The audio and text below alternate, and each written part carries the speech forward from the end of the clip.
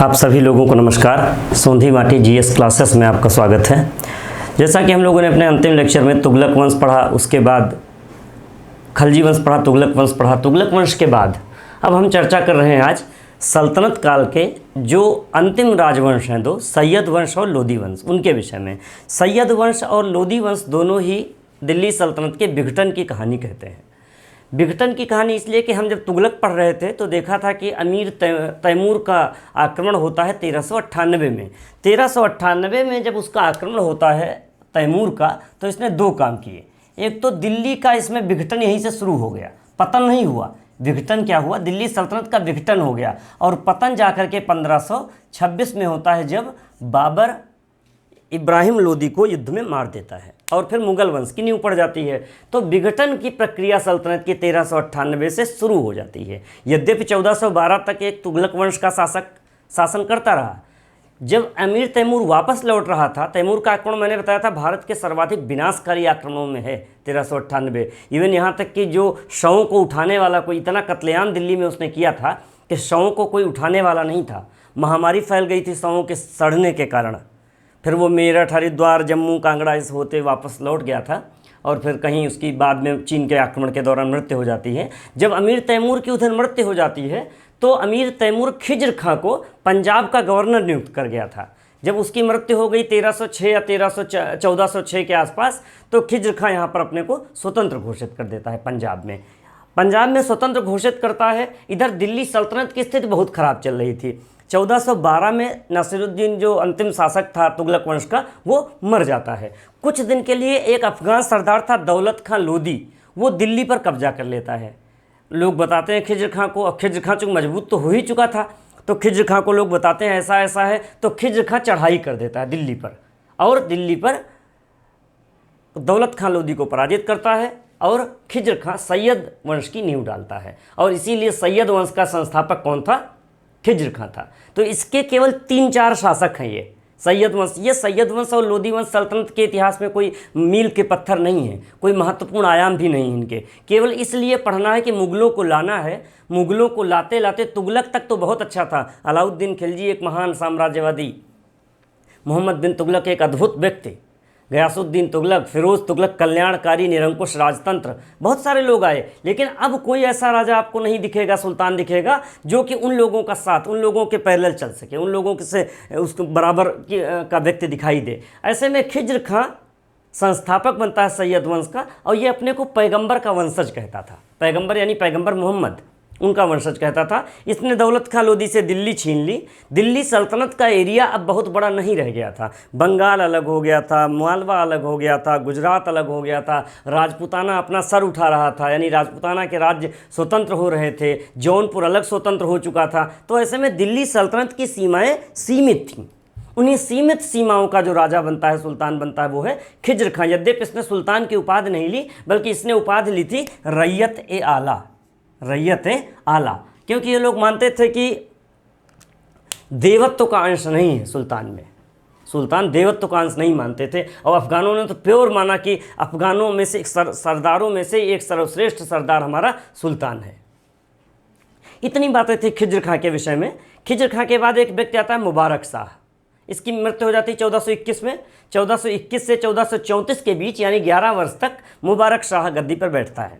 मुबारक शाह के विषय में कोई खास बात नहीं है। इसके समय एक यहिया बिन सरहिंदी लेखक हुआ बड़ा, और उसने एक पुस्तक रची तारीख़ मुबारक शाही। कभी सल्तनत के साहित्य में आपसे पूछ भी सकता है कि तारीख़ मुबारक शाही का लेखक कौन है, तो यहिया सरहिंदी, और उसी से इसके जीवन पर प्रकाश पड़ता है। और मुबारक शाह के विषय में कोई ऐसी बात नहीं बहुत महत्वपूर्ण है जो आपको जाननी चाहिए। ये इसने एक मुबारकाबाद नगर बसाया था, उसी के निरीक्षण के लिए कहीं गया। ये सब यहिया सरहिंदी ने ही लिखा है। इसका वजीर था सरवर उल मुल्क, ये महत्वपूर्ण था। इसका वजीर था सरवर, क्योंकि सत्ता इस समय क्या थी वास्तव में, वजीरों के हाथ में थी। वजीर बहुत महत्वपूर्ण थे। वैसे एक बार कहा जाता है, जो तुगलक वंश पढ़ा था आपने, तुगलक वंश में भी वजारत को बड़ा महत्व मिला था। कभी पूछ बैठे ऐसे, वजारत, वजीरों को महत्व प्रधानमंत्री को तुगलक वंश में था, लेकिन यहाँ के वजीर भी बहुत महत्वपूर्ण हुए हैं। इसके बाद मुबारक शाह खत्म हो जाता है और बैठता है मुबारक के पश्चात उसके भाई का पुत्र मोहम्मद शाह गद्दी पर बैठता है। ये बहलोल लोदी जो आगे आएगा उसको पुत्र कहकर पुकारता है और उसे खानखाना की उपाधि देता है। वास्तव में बहलोल लोदी यहाँ पर बहुत एक महत्वपूर्ण सरदार बन जाता है और समय आते ही अभी लोदी वंश की स्थापना कर देगा बहलोल लोदी और आगे वाले आने वाले शासक को मार देगा। मोहम्मद शाह का समय 1434 से 45 था। बहलोल लोदी इसके सामने सत्ता संभालता था। इसको इसने पुत्र कहा और खानखाना की उपाधि दी। मोहम्मद शाह के विषय में इतनी ही महत्वपूर्ण बातें हैं। इसका वजीर कमाल उल मुल्क था, जैसे वो सरवर उल मुल्क था, इसका कमाल उल मुल्क था। इस प्रकार बहलोल ने दिल्ली पर, ये बहलोल लोदी को इतना सारा करने के बाद भी बहलोल लोदी एक बार आक्रमण भी दिल्ली पर करता है मोहम्मद शाह से, और मोहम्मद शाह उसको पराजित भी करता है। बहलोल लोदी शांत हो जाता है और मोहम्मद शाह 1445 में मरता है। तो अंतिम शासक बैठता है अलाउद्दीन आलम शाह। अलाउद्दीन आलम शाह 1445 से 50 तक शासन करता है। इसका वजीर था हमीद खां। उससे इसने लड़ाई लड़ी, खुद ही वजीर से लड़ गया। लड़ते रहते थे, वजीर से लड़ा तो ये बदायूं भाग आया दिल्ली से, और ये अंत तक बदायूं में ही रहता रहा, बदायूं में ही मर गया। शासन तो इसका छूट गया 1451 में, ये जिंदाबाद तक रहा है। और अलाउद्दीन आलम शाह के 1450 में दिल्ली छूटते ही सैयदों से दिल्ली को मुक्ति मिल गई। और बहलोल क्या हुआ, बहलोल वहाँ पहुँचा, उसमें बहलोल लोदी ने हमीद खां जो इसका वजीर था, जिससे इसकी लड़ाई हुई थी, उसको मार दिया। और बहलोल लोदी ने एक नए वंश की स्थापना की जिसका नाम पड़ा लोदी वंश, और यही था सल्तनत का अंतिम वंश। लोदी वंश सल्तनत का अंतिम वंश था। इसके विषय में थोड़ी जानकारी अब हम लोग लेंगे। लोदी वंश में भी 3-4 शासक हैं महत्वपूर्ण आपके लिए, 3 शासक मेनली। एक तो बहलोल लोदी, दूसरा सिकंदर शाह लोदी, और तीसरा हम करेंगे इब्राहिम लोदी। इब्राहिम लोदी का इंपॉर्टेंस इतना ही है कि बाबर से हारा था वो। तो लोदी वंश का समय 1451 से 1526 यानी 75 साल तक ये लोग शासन करते रहे। लेकिन लोदी वंश का भी शासन बहुत सीमित था, सिमटा हुआ था। कोई बहुत दिल्ली सल्तनत उस तरह की पराकाष्ठा पर नहीं थी। दिल्ली सल्तनत अब एक छोटे से एरिया में सिमट गई थी। बहलोल लोदी ये लोग अफ़गान थे, अफ़गानों की परंपरा मानते थे। साथ ही एक ही चटाई पर बैठकर खाना खाता था सुल्तान, सरदारों के बीच ही रहता था। तो सरदारों के बीच से ही अपने को उठा हुआ एक सरदार, यानी एक उन्हीं में से श्रेष्ठ सरदार सुल्तान बन जाता था, ये लोग ये मानते थे। अफ़गानों की एक शाखा है साहू खेल शाखा, इससे संबंधित था बहलोल लोदी। यह संस्थापक लोदी वंश का, लोदी वंश का संस्थापक बहलोल लोदी। एक प्रश्न, साहू खेल शाखा से संबंधित था। सभी सरदारों के साथ ये समान व्यवहार करता था, यानी जो अफ़गान सरदार थे भाई, जिनको कि मसनद-ए-आली कहा गया है। अमीरों को क्या कहते थे, अमीरों के नाम आया मसनद-ए-आली। तो मसनद-ए-आली शब्द आप याद रखिएगा, अमीरों को कहा जाता था। यानी ये मानते थे कि मसनद-ए-आली ही एक ये भी है वंश का सुल्तान, बस श्रेष्ठ है। इसका काम बहलोल लोदी का एक महत्वपूर्ण आता है, कभी कभी परीक्षा में भी पूछा गया है कि जौनपुर को किसने मिलाया। जौनपुर एक राज्य था, पूरब का सिराज कहा जाता था। हुआ ये कि जब अमीर तैमूर का आक्रमण हुआ तो तैमूर ने मारकाट मचा दी दिल्ली सल्तनत में और वापस चला गया। तो तैमूर का सीधा प्रभाव जो हुआ, राजनीतिक प्रभाव सीधा ये पड़ा कि पंजाब को खिज्र खां को देके गया, लेकिन अप्रत्यक्ष प्रभाव बहुत बड़ा पड़ा। हिंद इस्लामिक संस्कृति को वो समरकंद भी ले गया, मध्य एशिया में उसने डेवलप किया, और दिल्ली सल्तनत यहीं से चूर चूर होने लगी। तो सल्तनत के जो कलाकार थे, जो विद्वान थे, जो कारीगर थे, वो जो शिल्पी थे, इनको कहीं जाने का रास्ता नहीं मिल रहा था। सल्तनत इतनी मजबूत नहीं थी। तो क्षेत्रीय राज्यों का विकास होना शुरू हुआ। जैसे बहमनी राज्य और विजयनगर तो मोहम्मद बिन तुगलक के सामने ही स्वतंत्र हो गए थे। मालवा स्वतंत्र हो गया था, बंगाल स्वतंत्र हो गया था, जौनपुर भी स्वतंत्र हो गया था। लेकिन जौनपुर को पुनः बहलोल लोदी एक बार अपने दिल्ली सल्तनत में मिलाने में सफल होता है। और जौनपुर को इसीलिए, वो जितने कलाकार थे वो सब धीरे धीरे किधर जाने लगे, वो जौनपुर पहुंच गए। तो पूर्वी भारत का जौनपुर एक सांस्कृतिक नगर बन गया और उसे हिंद-ए-सिराज कहा जाने लगा। हिंद-ए-सिराज क्यों कहते थे, क्योंकि वो कला संस्कृति में, स्थापत्य में समृद्ध होने लगा जौनपुर, इसलिए उसको पूरब का सिराज कहा गया। बाद में जौनपुर को इसने बहलोल लोदी ने मिला लिया है, बाद में फिर स्वतंत्र हो जाएगा। बाद में हम लोग आगे फिर पढ़ेंगे, जब आगे आने वाले मुगल शासक उसको अपने अंडर में लेंगे। बहलोल लोदी के विषय में सिर्फ इतनी बातें। बहुत लंबा शासन था, याद रखिएगा सिर्फ इसका 1451 से 1489 समझ सकते हैं आप, 38 वर्ष का शासन है इसका। हमको लगता है मैक्सिमम शासन इसी का निकलेगा। आप चेक कीजिएगा किसी का इतना शासन है क्या। सल्तनत काल में सर्वाधिक समय तक शासन करने वाला बहलोल लोदी ही दिखाई देता है। इसके बाद एक सबसे जो श्रेष्ठ शासक है इनका, वो है आपका सिकंदर लोदी, सिकंदर शाह लोदी। इसने शाह की उपाधि ली। शाह इनकी सबकी उपाधियां हैं। सिकंदर शाह लोदी, इब्राहिम लोदी। सिकंदर लोदी जो था 1489 से 1517 तक शासन करता है।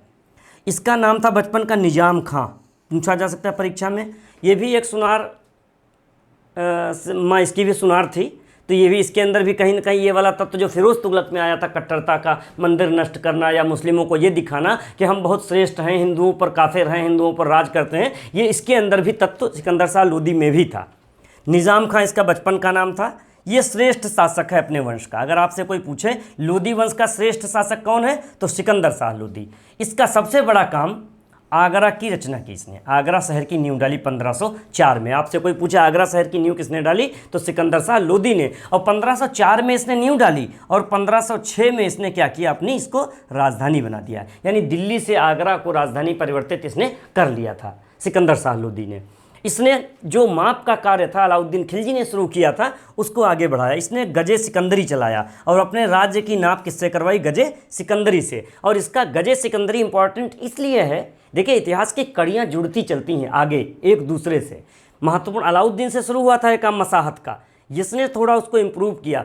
बाद में आने वाले समय में अकबर इसको शेरशाह सूरी कुछ यूज करेगा और फिर अकबर का तो ये आधार बनेगा जाकर के। अकबर फिर बहुत काम करता है इन चीज़ों में, राजस्व वगैरह में। तो गजे सिकंदरी इसी के द्वारा चलाया गया। शायद 30 इंच इसकी एक माप थी गजे सिकंदरी की। इसने कुछ मुस्लिम विरोधी कार्य भी किए। मुस्लिम विरोधी में इसने ताजिया बंद करवा दिया। मुहर्रम में ताजिया निकाला जाता था, इसने ताजिया बंद करवा दिया। इसने पीर और मजार जो होती थी, मज़ारों पर जाने पर महिलाओं के रोक लगा दी।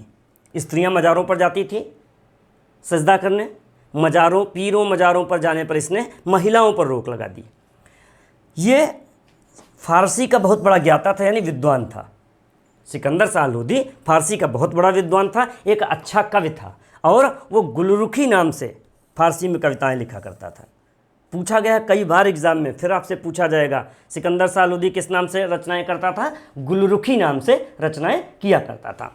इसके बाद फरहंगे सिकंदरी एक ग्रंथ इसके समय, ये आयुर्विज्ञान का एक ग्रंथ है जिसका इसने ट्रांसलेशन करवाया। आयुर्वेद से संबंधित बहुत सारी शिक्षाओं का ट्रांसलेशन करवाया, जिसका नाम रखा गया फरहंग। अब आपसे परीक्षा में पहले तो ये पूछ सकता है फरहंगे सिकंदरी क्या था, तो ये एक फारसी ग्रंथ है जो कि आयुर्वेद का इसमें था और किसके समय रचा गया, तो ये सिकंदर शाह लोदी। 2 प्रश्न आ जाते हैं। एक और ग्रंथ बड़ा इंपॉर्टेंट रहा है, लज्जत सिकंदर शाही। ये गान शास्त्र का, गीत संगीत का एक ग्रंथ है, लज्जत सिकंदर शाही। ये भी आपके लिए महत्वपूर्ण हो सकता है। सिकंदर शाही शहनाई बजाने का शौकीन था ये, यानी कि ये एक विद्वान शासक है सिकंदर शाह लोदी, जिसने अपने शासन को भी अच्छे से संभाला और जो एक्स्ट्रा करिकुलर हैं उनमें भी काफ़ी इसकी रोल दिखाई देता है। चाहे आगरा की स्थापना हो, चाहे गुलरुखी से कविताएं हों, या ग्रंथों की बात हो, शहनाई बजाने की बात हो, फिर ये सब चीज़ें सिकंदर शाह लोदी के वर्क में आपका जुड़ेगा। तो सिकंदर शाह लोदी, जयबंद इसकी माँ का नाम था। जयबंद एक सुनार की पुत्री थी, ये था। इसके चाचा एक थे आलम खां, उनको बाध्य कर दिया, वो गुजरात भाग गए। इसके चाचा आलम खां थे, क्योंकि आलम खां ये सिकंदर के चाचा थे, गुजरात भाग गए जब इसने परेशान किया उनको। आलम खां, दौलत खां, एक जो दौलत खां लोदी था वो अब भी दिल्ली में था, इस समय मजबूत हो गया दौलत खां लोदी।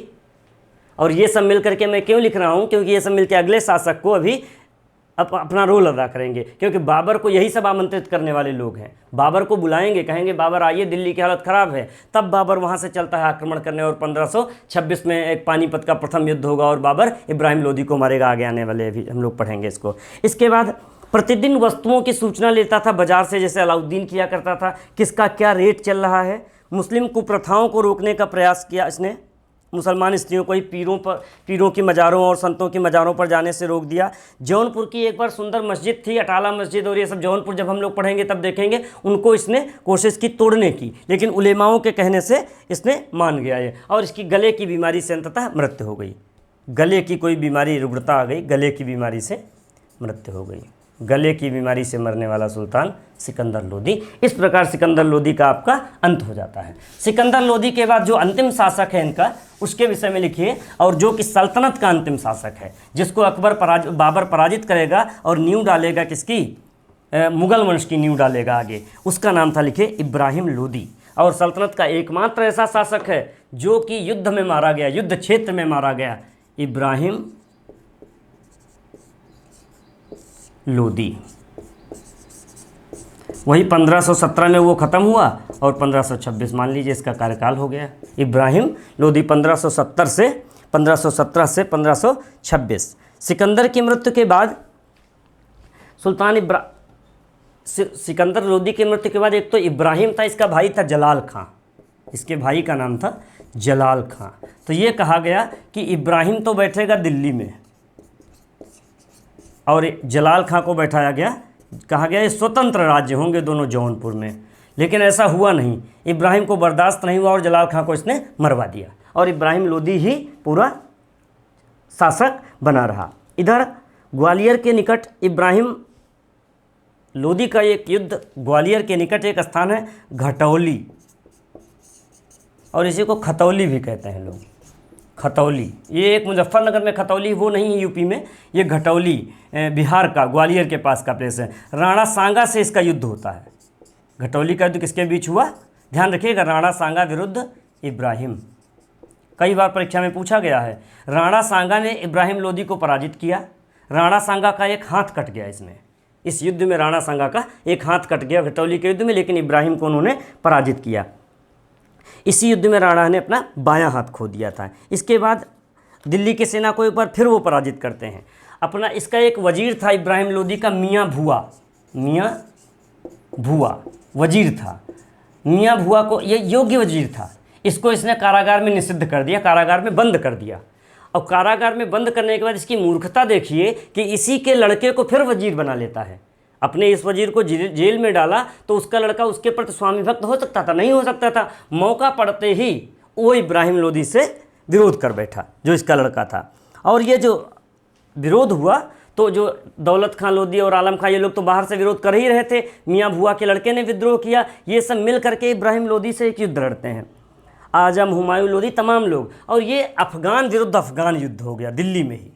अफ़गान यानी एक तरफ इब्राहिम की सेना पूरी और विरुद्ध एक तरफ दूसरे अफ़गान सरदार। तो लोग कहते हैं इसमें बाप बेटा सामने आ गए, एक तरफ बाप लड़ रहा था और बाप एक तरफ बेटा लड़ रहा था। किसी न किसी युद्ध में किसी के घर का बेटा इधर लड़ रहा, बाप बेटे आपस में लड़ गए। इससे अफ़गानों की शक्ति बहुत कमज़ोर हो गई, अफ़गान ख़त्म हो गए, यूँ समझ लीजिए। इब्राहिम लोदी ने अफ़गानों का आधार समाप्त कर दिया। इसके बाद इब्राहिम ने दौलत खां लोदी को सहायता के लिए बुलाया था। दौलत खां लोदी से कहा आप आइए, पंजाब साइड में था, लेकिन ये नहीं आया। इसने भेज दिया किसको, दिलावर खां लोदी को, अपने लड़के को वहाँ भेजा। और इधर इसने किसको आमंत्रण दे दिया, बाबर को आमंत्रित कर लिया। और इधर आलम खां ने भी बाबर को आमंत्रित किया, दौलत खां लोदी ने आमंत्रित किया, इन लोगों ने बाबर को आमंत्रित किया और कहा कि आप आइए, दिल्ली की सल्तनत की स्थिति अच्छी नहीं है। बाबर 1524 में एक बार आता है लाहौर पर और उसका आक्रमण करता है और लौट जाता है। फिर एक बार इब्राहिम की एक सेना को भी हराता है, फिर चला जाता है। 1525 में इनके आमंत्रण पर जब वो दिल्ली आता है तो 1526 में होता है पानीपत का 12 अप्रैल 1526। इब्राहिम लोदी के दृष्टि से ये 12 अप्रैल 15, इसकी डेट इसलिए महत्वपूर्ण क्योंकि ये भारतीय इतिहास में बहुत महत्वपूर्ण युद्ध है। 12 अप्रैल 1526 ये होता है पानीपत का प्रथम युद्ध, फर्स्ट युद्ध। और इसी में इब्राहिम लोदी क्या होता है, मारा जाता है। एकमात्र शासक जो युद्ध स्थल पे ही मार दिया गया, नियामतुल्लाह लिखते हैं। और इस प्रकार से दिल्ली सल्तनत का पतन हो गया, दिल्ली सल्तनत ख़त्म हो गई पानीपत के फर्स्ट युद्ध के साथ। और बाबर ने एक नए वंश, मुग़ल वंश की नींव डाली 1526 में। अब हम लोगों का सल्तनत का पूरा ये ख़त्म हो गया, जो राजनीतिक सल्तनत थी वो ख़त्म हो गई। आपको मैं अगले वीडियोज़ की इसमें जानकारी सिर्फ इतनी देना चाहता हूँ कि हम लोग अब एक तो प्रांतीय राज्य करेंगे। प्रांतीय राज्यों में विजयनगर, बहमनी, मालवा, गुजरात, कश्मीर, इनके विषय में थोड़ी थोड़ी जानकारी लेंगे क्योंकि ये परीक्षा में पूछा जाता है कभी कभी प्रश्न।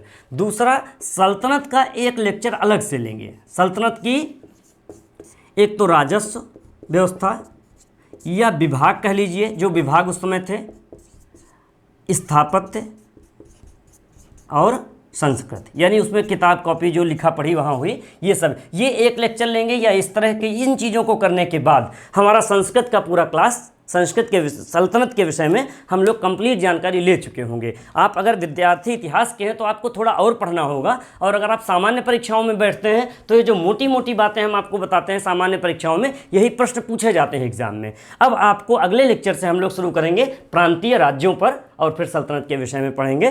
तब तक आप पूरा सल्तनत का ठीक से इतिहास रिवाइज कीजिएगा। मैं अपने कम्युनिटी में क्वेश्चन एयर डालूंगा, आप उन क्वेश्चन एयर के आंसर लिखिएगा। वो आंसर अगर आपको एकदम आ रहे हैं तो अच्छा है, अगर नहीं आ रहे हैं तो इसका मतलब आपकी पढ़ाई फिर मैं कहूँगा कमज़ोर है। अपनी निर्मम आलोचना कीजिएगा, बगैर निर्मम आलोचना किए आपका काम नहीं चलने वाला। अगर आप विद्यार्थी हैं तो आपको बहुत मेहनत की ज़रूरत है। कम से कम आप समय अच्छा पढ़ाई पर दीजिए, घंटे नहीं निश्चित कर रहा हूं मैं कि आपका आउटपुट इनपुट मायने रखता है। अगर आपका इनपुट नहीं आ रहा है, आप सवाल नहीं हल कर पा रहे हैं, तो आप रेत में अपना मुंह घुसा के मत पड़े रहिए कि हम तैयारी कर रहे हैं और सेलेक्ट हो जाएंगे। आप बिल्कुल नहीं होंगे।